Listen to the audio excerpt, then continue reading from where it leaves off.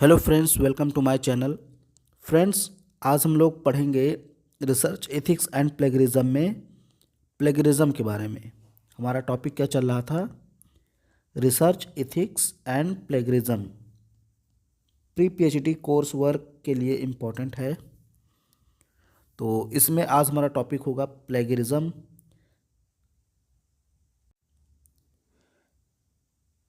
Plagiarism या कहीं कहीं इसको प्लेजरिज्म बोलते हैं।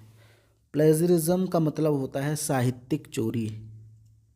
आप किसी के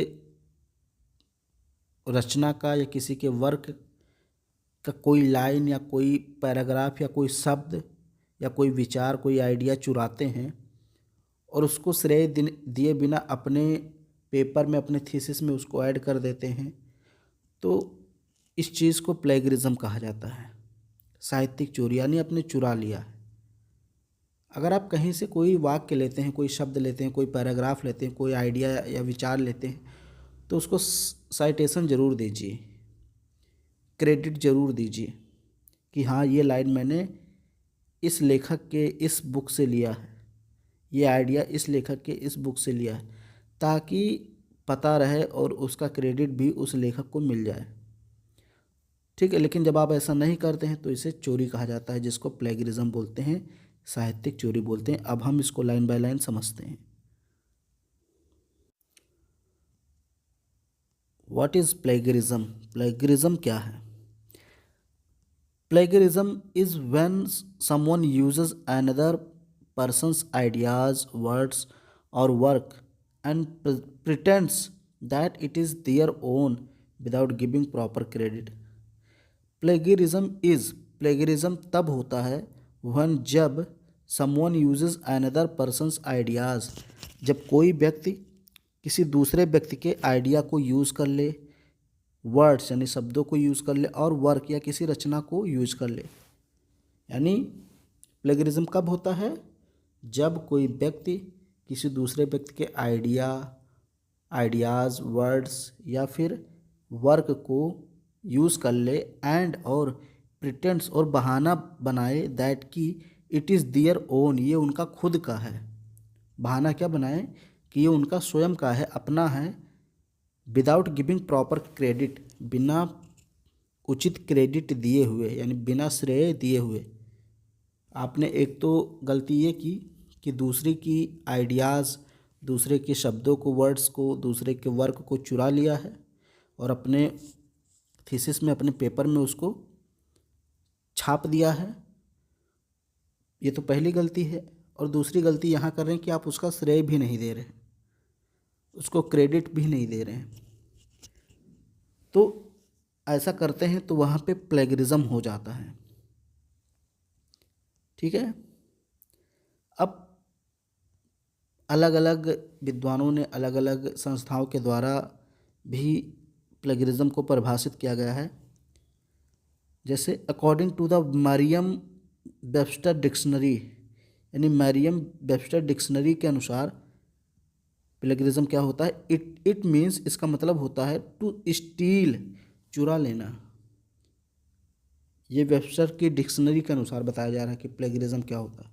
तो ये कहते हैं कि इट मीन्स, इसका मतलब होता है टू स्टील, चुरा लेना, एंड पास ऑफ, और प्रस्तुत कर देना, द आइडियाज़ और वर्ड्स, विचारों को या शब्दों को, ऑफ अनदर, किसी और के, एज वंस ओन, अपने खुद के रूप में। यानी किसी और के विचारों को या शब्दों को चुरा करके अपने स्वयं के रूप में उसको प्रस्तुत करना प्लेगरिज्म कहलाता है। ये मरियम वेबस्टर की डिक्शनरी के अनुसार बताया गया है। The university of Essex defines plagiarism.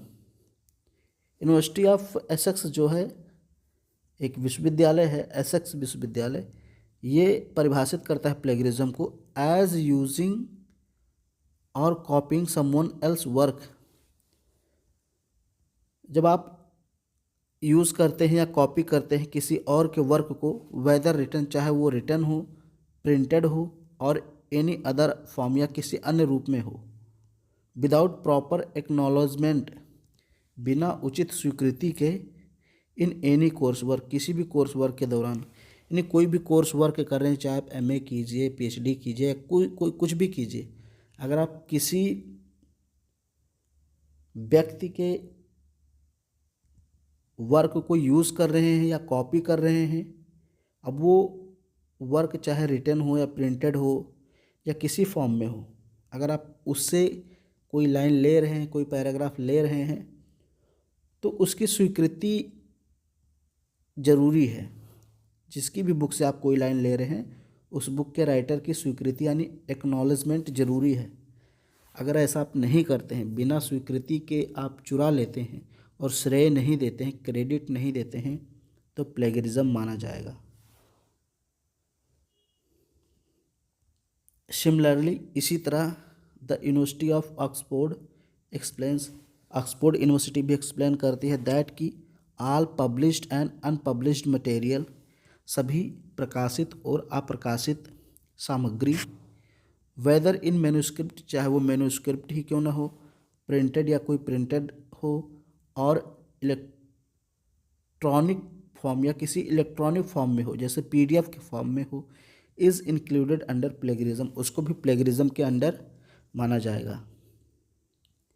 मतलब ऑक्सफोर्ड यूनिवर्सिटी कहती है, मान लीजिए कोई प्रिंटेड है मैन्युस्क्रिप्ट, मैन्युस्क्रिप्ट मतलब कोई हाथ से लिखा हुआ ग्रंथ है, या प्रिंटेड है, प्रिंट किया हुआ, या इलेक्ट्रॉनिक फॉर्म में है, यानी कि पीडीएफ या फिर टेक्स्ट के फॉर्म में है, कंप्यूटर में है, तो वहाँ से अगर आप कोई लाइन लेते हैं, कोई पैराग्राफ लेते हैं, कोई शब्द लेते हैं, कोई आइडियाज़ लेते हैं, तो उसका क्रेडिट अगर आप उस लेखक को नहीं देते हैं, तो ये भी जो है प्लेगरिज्म के अंतर्गत आएगा।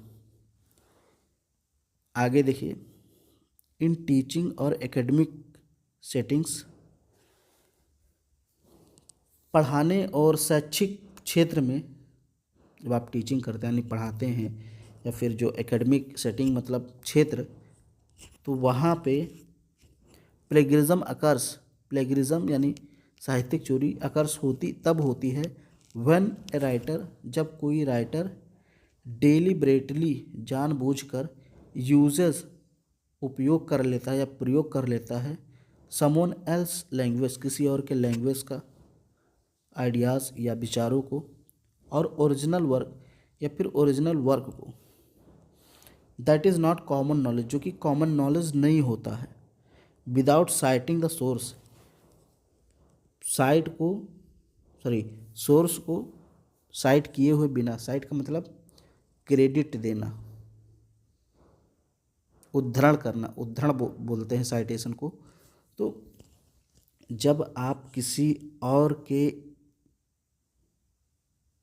वर्क को, आइडिया को या लैंग्वेज को, यहाँ देखिए लिखा हुआ है, मैं पढ़ के बताता हूँ। देखिए, समवन का मतलब किसी और के, लैंग्वेज को, आइडियाज़ को या ओरिजिनल वर्क को जब आप डेलिब्रेटली, जानबूझकर यूज़ कर लेते हैं और साइटिंग यानी साइटेशन भी नहीं देते, क्रेडिट भी नहीं देते हैं, तो वहाँ पर क्या होता है? प्लेगरिज्म होता है। ये कौन कह रहा है? ये यूनिवर्सिटी ऑफ ऑक्सफोर्ड कह रही है। अब कुल मिलाकर हम देखें तो प्लेगरिज्म इज़ अनएथिकल, प्लेगरिज्म क्या है? अनैतिक है, एंड और अनप्रोफेशनल, अव्यावसायिक है, यानी ये गलत है, and it is a form of academic cheating, और यह एक शैक्षिक धोखाधड़ी का रूप है। ये जो प्लेगरिज्म है ये क्या है? एक शैक्षिक धोखाधड़ी का रूप है, फॉर्म है। If someone is caught committing plagiarism, यदि कोई प्लेगरिज्म करते हुए पकड़ा जाता है, it can cause serious and negative consequences, तो इसके परिणाम बहुत घातक और नकारात्मक हो सकते हैं, फॉर देयर फ्यूचर, उसके भविष्य के लिए, इन द एकेडमिक वर्ल्ड, शैक्षिक क्षेत्र में। यानी कोई व्यक्ति अगर प्लेगरिज्म करते हुए पकड़ा जाता है तो उसका फ्यूचर जो है वो खतरे में आ सकता है। तो ये प्लेगरिज्म आज हम लोगों ने पढ़ लिया। अब अगली वीडियो में हम लोग टाइप्स ऑफ प्लेगरिज्म पढ़ेंगे, प्लेगरिज्म के कितने प्रकार होते हैं, सारी चीज़ें हम लोग अगले वीडियो में देखेंगे। वीडियो पसंद आए तो इस वीडियो को लाइक करें, और चैनल पर पहली बार आए तो चैनल को सब्सक्राइब करें, और अपने सभी दोस्तों में इस वीडियो को शेयर ज़रूर करें।